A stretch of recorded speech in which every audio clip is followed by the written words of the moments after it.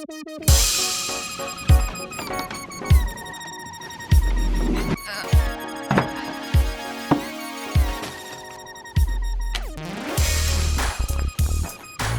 goosey goosey. Oh, I'm only on the 3rd floor today, so I can't creep on people. Hey guys, hello. Oh my god, when this is current. What a dramatic intro. I decided to rent a hotel room for the aesthetically pleasing background for this video, so hope you guys enjoy. Just kidding, I'm here for a work training in Nashville. All right guys, hey, hi, what's up? I wanted to give a little bit of insight. I've been in my job as a state auditor now for 2.5 years, so I wanted to share some good tips for new accountants. It doesn't necessarily have to be an auditor, although since that's my main background, that's probably what I'll be able to share the most. But really just being a new employee, I still consider myself new because I'm still learning things every day, but I hope to always learn things. So I guess here are 10 tips for new accountants. And it doesn't necessarily need to be like out of college. You could be 50 years old starting your accounting career. If you've had any background at all in any kind of retail or service industry as like a minimum wage job or anything of those sorts, then you've already picked up really quality skills that you don't really realize until you work with somebody that's never had a job before. And then you'll realize all those skill sets that you picked up on those jobs without even realizing that you did. So anyways, here's 10 tips for accountants.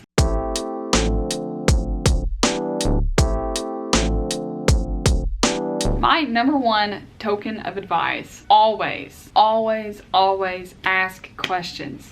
I know a lot of people have egos and they want to act like they know everything, or they don't want their coworker to realize they don't actually know what that means, or they don't know what that stands for, or they don't want to ask for somebody to elaborate. Crush all that at the very beginning. Your first few days on the job, you are totally expected to not know a thing. You are okay to be dumb. This is your prime opportunity to ask any question that comes your way, anything at all, because the longer that you work there, the more awkward it gets as far as asking questions, because you're kind of expected to know these things. Plus, there's some questions that they're not necessarily dumb, but you probably should have picked up on them at some point. But I don't consider any questions dumb, because you not asking the question may lead you to make a dumb mistake. So don't do that. Ask your questions up front when you're a new hire. That is the prime opportunity. We're only on number 1, and I guarantee my next door hotel neighbor is gonna be like, who is she talking to and why is she shouting?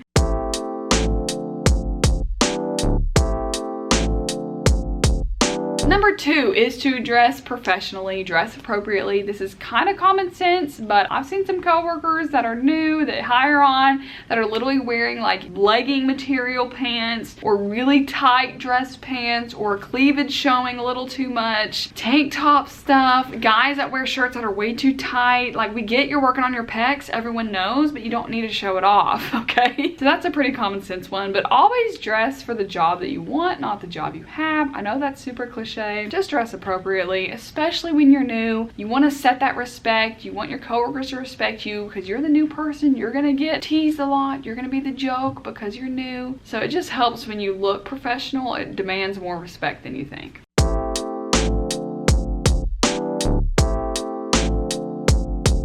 Number 3 would be to do some research on your job or your client or whatever job that you have. Like, for instance, at the internship that I had, one of my first client tax returns that I was helping with was a car dealership. And I knew nothing about car dealerships as far as their accounting and their tax implications. So I did some quick research. I learned a lot in 15 minutes of just cramming really quick about the tax implications of a dealership. That's a very simplified example. For me, I work in government accounting right now, so we use GASB, government auditing standards, instead of FASB like most private sector, public sector clients. I didn't learn a lot of GASB in college. They don't really teach government that much. I'm continually, day after day, having to learn GASB and put it in my head. I just took the CPA exam. Guess how much GASB was on there? About that much. This much FASB. So, didn't really help me.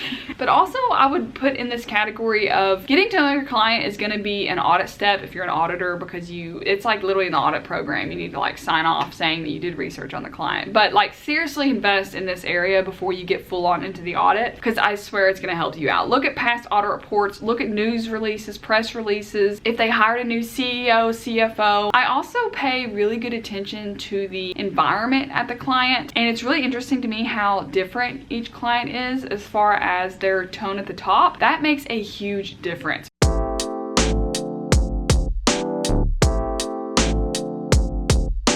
Number 4 4 is to communicate. Communicate well. If you're working on a project with coworkers, let them know where you're at in the project before you go home that day or before you go to lunch. Make sure you log out of whatever you're in so they can go in and edit if you have something like that, like an audit program. Check in with your manager maybe once or twice a week if he gave you something that's going to take a couple weeks to finish, just to let them know where you're at so they know your progress. On an audit, you definitely are working in a team setting, but you have individual work, so everyone's individual work comes together to form an audit. So it's like an audit team, but you're not really, you know, working with a coworker directly on one assignment, at least in my experience with how we audit. I still think it's important to let my coworkers know, like, hey, I'm struggling with this section. This may take me a little longer than usual, or I found an issue here that I'm gonna need to dig in for a couple days, or I'm flying through this section. This is going really well, so if you guys need any help, I'll help you guys out. It's really hard to work with somebody that doesn't communicate where they're at. The fact that I expected to have like a bright, sunny, natural light hotel room for this video and then forgot the Nashville sunset is at like 5 p.m.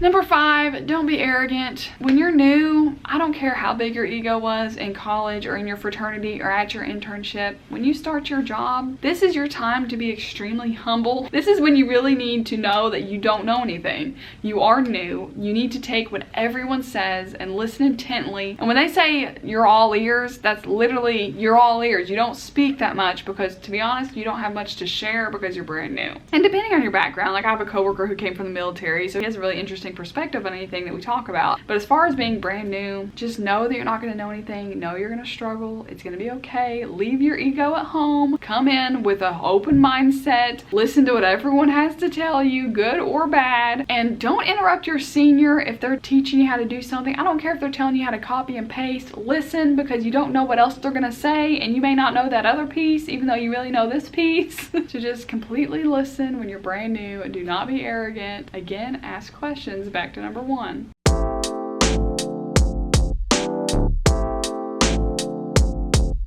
Number 6 is pretty simple. Bring a notepad anytime you're talking to your senior or your manager, or if you have a brainstorming meeting with your team or wherever you guys are working. I'm just assuming audit because I'm an auditor, but anytime you're in some sort of business setting or you're going to someone for advice or just asking them a question, bring a notepad, jot down what they have to say. Once you learn, like I've been with my manager now for over a year, like really close with him, so I understand how he works and how he thinks, and I know when he's gonna go on and on about something really long or when it's gonna be really short. But at the beginning, I had no idea when I went to go talk to him, like, is he gonna explain this whole thing? Is it gonna be really quick? Like, I didn't know. So I always brought a notepad, and now I've picked up on when I'm gonna need to jot down some notes, which I'm a big note taker, so I take a lot of notes. Mostly because I don't remember hardly anything at all. Like, I will not remember something from yesterday if I did not write it down. So that's just my own staple of my personality. Everything has got to be written down.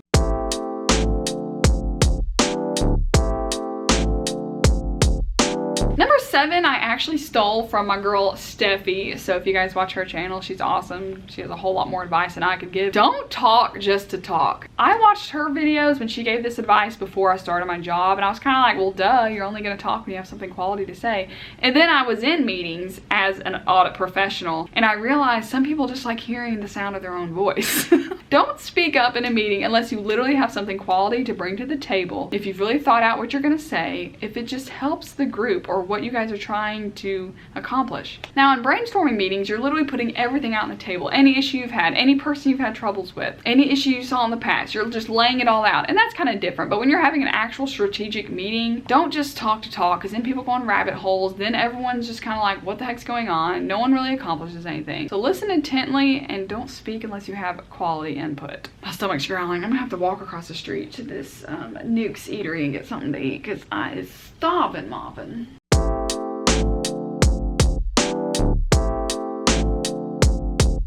Number 8 is to be coachable. This kind of goes with listening and don't be arrogant, but I think this is especially important when you're brand new because someone's going to tell you how to do something and it may be different than the way you've done it your entire life. Like, especially in Microsoft Excel, there's a ton of different ways to do different things, and when you're learning from somebody, they're going to teach you how they've done it. Well, then, I mean, you can offer the way you've done it, but this is not really the time or place when you're brand new. So listen to how they do things, listen to what they advise, and even if you've done it different your whole life, do it the way that they do, and then when you're not as new anymore, when you're self-sufficient, can work on your own, then you can do things however the heck you want to do it. But being new is not the time to just decide you're going to do it your way and you're not going to listen to what your senior has to say because they have an attitude.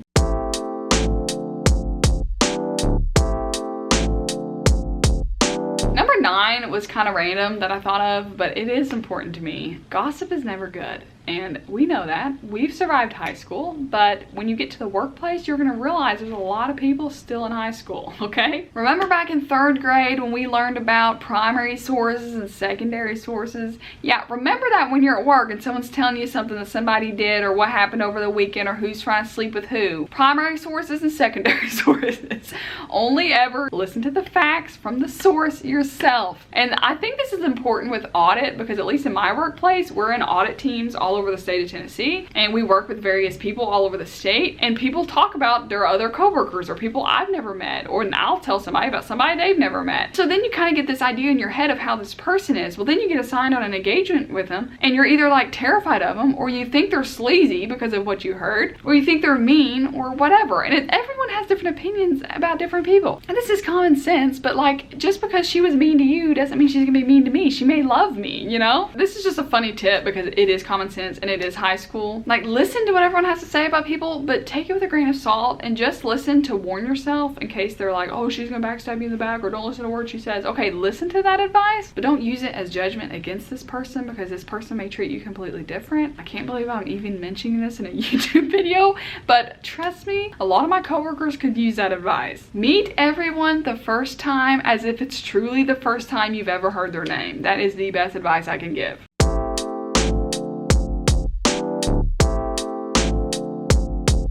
My last and final tip for any kind of new staff, accountant, auditor, tax professional, whatever you are, is to just don't be scared. Don't be afraid. It is scary. It is intimidating. You're brand new. You don't know what to expect. You've been in college your whole life probably. Now you're getting into this big job. You don't know what's happening. Yeah, I was there. I'm still here, okay? I still feel like an imposter sometimes. I'm like, do I really know what I'm talking about? Like, okay, I'm a CPA, but am I really a CPA? Like, am I supposed to have remembered that stuff on that exam? So yeah, I feel you guys, but don't be scared. You'll catch on really quick. And if you've had any job in the past, it's going to be kind of the same way. The first couple weeks are going to be really hard, but you'll learn quickly. You'll learn faster than you realize. And that was something that I didn't believe myself. Everyone knows you're new. You're the new person. You're not expected to know anything. So please use that to your advantage. Don't look at it as discouraging. Look at it as an opportunity.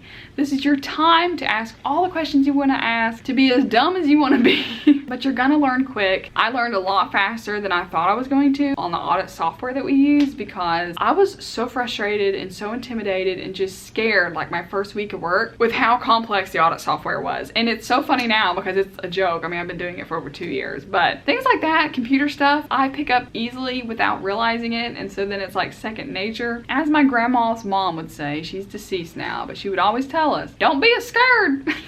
I can't say it in her voice. She was so funny. But yeah, you guys, those are my 10 tips for a new professional auditor, tax accountant, CPA, fill in the blank. If you're new in the workforce, those tips are for you. I'm sorry I look like a hot mess. It's literally been such a stressful day. I literally got lost in the parking garage for 25 minutes and had a mental breakdown and called my mom because I lost my car and it was raining, and this morning was a struggle, and I rode the shuttle bus, and I vlogged some of this in a video that you guys probably already seen. I'll link it above if it's already been published. It's been a stressful day, but thanks for tuning in, you guys. Hopefully those tips helped you. Hopefully you enjoyed my background. It's different than my living room. I can't stand doing multiple videos in the same location. It just drives me crazy seeing the same background. It's not even me that's watching the videos, it's you guys. So I will see you guys next time. Goodbye. So I thought of a random 11th tip 3 days after filming that video, and it is to always ask why you're doing the things you're doing. It'll help you understand the test work or your job responsibilities, your job duties, why you're testing what you're testing, or why you're looking into this certain transaction, or why this account was more risky than the other accounts, or why you need to pull a super big sample for something. As you become more experienced, you can think of more efficient ways to get that objective done instead of just doing the work that someone tells you to do, or just doing it the way they did it last year, the consistent audit joke. Again, ask those questions. We're back to number 1. Ask questions as to why you're doing what you're doing.